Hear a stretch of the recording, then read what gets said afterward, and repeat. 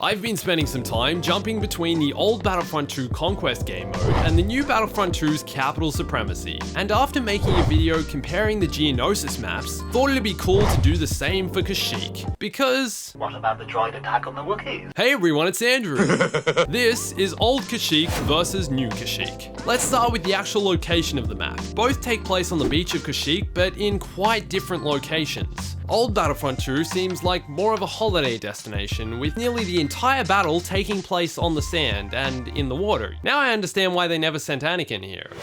Yes, that was a sand joke. Also, this is some of the flattest water I've ever seen. Don't they have waves on Kashyyyk? No surfing, no surf club, no nothing. They got the beaches for it. However, in Battlefront 2, the actual beachfront is inaccessible and can only be seen from a distance. If you look closely, you can actually see a bunch of Wookiees holding surfboards running towards the water. It must be waves somewhere. Staps are available for the CIS forces. In the old game, they're brown, and in the new one, they're blue. Stap it. However, in the new game, you can only spawn in them and as a regular battle droid. Whereas in the old game, you can jump on one mid-match after you've spawned, as a battle droid, as a super battle droid, and I'm pretty sure even as a clone. For the Republic, bark speeders are available across both games. That's a dog joke. That's because they're called bark speeders. But this is where the crossovers in vehicles between both games end. Old Battlefront 2 has drivable snail droids. These things have 5 or 6 other names, and if you haven't heard me rant about why we don't have these in the new Battlefront 2, even though they are in the game and even have health bars in Galactic Assault, then you probably haven't been watching my videos recently, because I've talked about this multiple times. Hopefully someone hears me soon. Also, in the old Battlefront 2, they are ridiculously OP.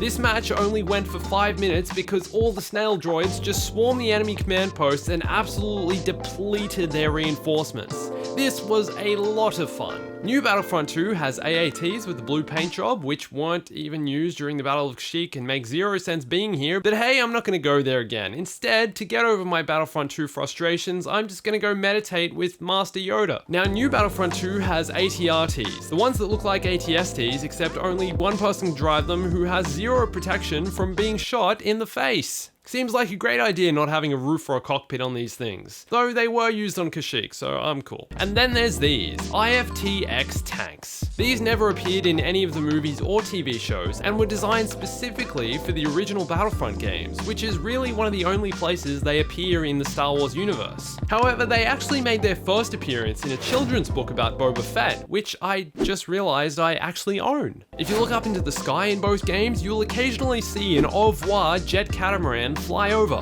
These are actually named after a ferocious sea creature native to Kashyyyk, or after the French word for goodbye, au revoir. In my last video called 50 Insane Details on Kashyyyk, I stupidly said there are no playable Wookiees on the new Battlefront 2 Kashyyyk map, and that it didn't make sense that they were playable in other game modes and other maps, but not on Kashyyyk. Even though the day before making this video I played this game mode for 4+ hours, I failed to notice that you can in fact play as Wookiees on Kashyyyk in Capital Supremacy. They're not just there in the background running around with their surfboards, they're actually right here. This is footage in my video that I published and I still didn't notice, so apologies. Wookiees are available as reinforcements on Kashyyyk in Capital Supremacy, but aren't playable characters in Conquest on Kashyyyk in old Battlefront 2. However, they do appear as AI characters on the clones team and do significantly help your team. But Wookiees are playable on Kashyyyk in the Hunt game mode, where you have to go and kill a bunch of Magna Guards who seem to have forgotten their electro staffs. Also, if you shoot them and their head pops off, they don't keep fighting like they do in Revenge of the Sith. Usually they just explode and die. Now let's look at some clone trooper skins. The new Battlefront 2 features the 41st Ranger Platoon clone troopers, with that classic green camouflage and visor. However, what the new Battlefront 2 lacks is this bad boy skin, the Kashyyyk Clone Scout Trooper or Sharpshooter, which the old Battlefront 2 delivers in style. In recent times, this has been one of the most requested new Battlefront 2 skins. However, instead, we get this guy, a clone trooper with a 2mm eyesight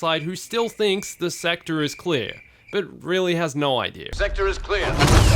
Next point on this list is command post positioning. Now both maps are very different from one another and both are made to function as a representation of the Battle of Kashyyyk seen in Revenge of the Sith. The new Battlefront 2 features lots of variety between its 5 command posts and makes the battle feel like it's been raging long before you even arrived. Around the map are multiple destroyed tanks, burning, fiery rubble, and a destroyed HEVW A6 Juggernaut that's interior functions as a command post. Additionally, we have a command post next to a destroyed LAAT, inside a Wookiee shelter, outside a Wookiee shelter, and next to a Republic forward command post. Now, old Battlefront 2's command posts are positioned in 3 separate locations along the beach, with the ocean dividing both sides of the battle. However, what's most interesting about the design of this map is the location of the 4th command post, the Republic's base. This is initially protected by a giant gate, which, if the CIS infiltrate and destroy the gate's winch, will open, leaving their command post and spawn much more vulnerable to attack. Additionally, this command post is also protected by a destructible wooden barricade, which initially prevents infiltration from CIS vehicles and spawn killing.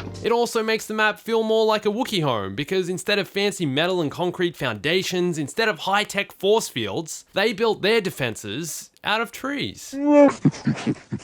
One detail that both maps have in common are these Wookiee walkways, which can be used to sneakily travel overhead between parts of the map with less chance of being shot in the raging battle below. It was on this walkway in old Battlefront 2 that I discovered what may be the greatest part of this old game and all game design in the mid-2000s. Yoda can crouch and run at the same time.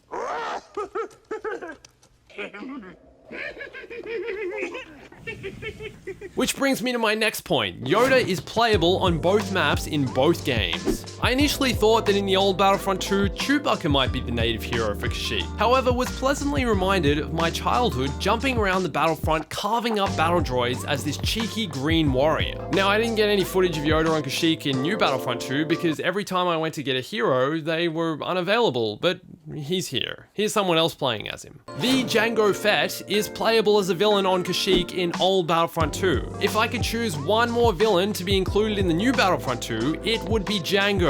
I want dual wield so bad, and this is something even the old Battlefront 2 doesn't have. In fact, Jango doesn't even have his actual blaster in the old Battlefront 2. He has a WeStar 33 pistol instead of his custom WeStar 34. They were one WeStar away from Jango Fett dual wield glory. I have no idea why this is the case. Maybe they couldn't be bothered designing dual wield for the game and also decided to troll Jango for even having dual wield in the first place. What, one gun isn't enough for you, bounty hunter? But to be accurate, he was never really all that good with just one blaster. Look, he misses the shot here against Obi-Wan and then Samuel Jackson chops off his head. We're keepers of the peace, not soldiers. Turrets are also very different in both games. In the old Battlefront 2, we have these gigantic, powerful concussion cannon turrets, capable of destroying snail droids with a few direct hits. The new Battlefront 2 has literally nothing like these. Old Battlefront 2 also has these smaller beam cannon turrets, which I love because they're capable of moving 360 degrees. Got an enemy behind you but don't want to leave your turret? No problem, just spin around and knock him down. On Kashyyyk in the new Battlefront 2, there are these turrets in a couple of spots around the map. I'm pretty sure these are from the Clone Wars, although I'm not sure you can even use them. I went up to it and held square and tried mashing all my buttons like a true skilled gamer, but nothing happened. Maybe I was doing it wrong. Oh, you know what? It's probably the fact I was playing as an ARC trooper. Maybe only regular classes can use these turrets. Ah, I see. This guy's got 2 guns, so he doesn't have a spare hand to use the turret. Makes sense now. Can't put down one of the guns, can't holster them, can't do anything, can't use the turret. Old Battlefront 2 has this control table which you can stand on as Yoda and crouch and teabag and act like you mean important business and you're strategizing for the battle. New Battlefront 2 Kashyyyk has some similar control table looking things, I don't know. Some of the cosmetic details on this map look like they're used for important strategic business. Look, there's a table here, I'm sure they used it for something important at some stage, right? Both maps also have relatively similar barricades and cover walls, both positioned on the side of the clones to defend against the droids attacking up the beach. Additionally, one detail I think is incredibly important to compare between the maps are the placement and frequency of rocks, plants, trees, and swamp-related greenery positioned around the beach and map. In New Battlefront 2, the amount of ferns and plants around the map significantly affect the way the match is played, the amount of cover you have, and the likelihood that your flanking tactics will succeed. This is what heavily distinguishes the new map as different to the old, which is much more scarce, spread out, and open. There is very little cover, and you can easily get stranded in the middle of the beach with no cover and a cluster of soulless battle droids and tanks holding you at their mercy. You're just a clone. What did you know? You were born in a lab on Kashyyyk. Now there's 10 deadly battle droids around you and you're about to die. Was this a life well lived? The Ethical Implications of the Star Wars Universe. A book by the Jawas. Call now on 1-800-JUB-JUB. Yeah, I don't know where this goes sometimes. I just rant and I'm riffing and I'm just talking and I make up crap like, where did this come from? However, this map does in fact have more boulders, which are placed as cover around both of the Separatists' initial command posts. Without these very important boulders, these command posts would be nearly impossible to capture and control. One more detail I think is very important to note and is nearly impossible to overlook is the color of the map. Just look at it. It's incredibly vibrant and vivid and really does look like a beautiful tropical paradise. Apart from the war. Don't worry about the screams of your clone brothers. You're here on a holiday. Even though old Battlefront 2 Kashyyyk is 14 years older than this new map and graphically inferior, the beach is quite drab and cloudy compared to the new one. Might need to take an umbrella to this one. Not exactly the tropical paradise. What do you think are the main differences between the old Kashyyyk and the new? Which map do you prefer? I'd love to hear your thoughts, so let me know in the comments. And if you'd like to see a comparison of Conquest and Capital Supremacy on Geonosis, like how the new game has a serious lack of LR1K cannons and Geonosians, but does have more rocks, you should go watch this video here. And go follow me on Instagram and Twitter and Discord for updates and exclusive Star Wars and gaming content and prequel memes that you won't see anywhere else. Probably, possibly, maybe. And thanks for watching this. My name's Andrew, here's to the droid attack on the Wookiees. Stay bombastic.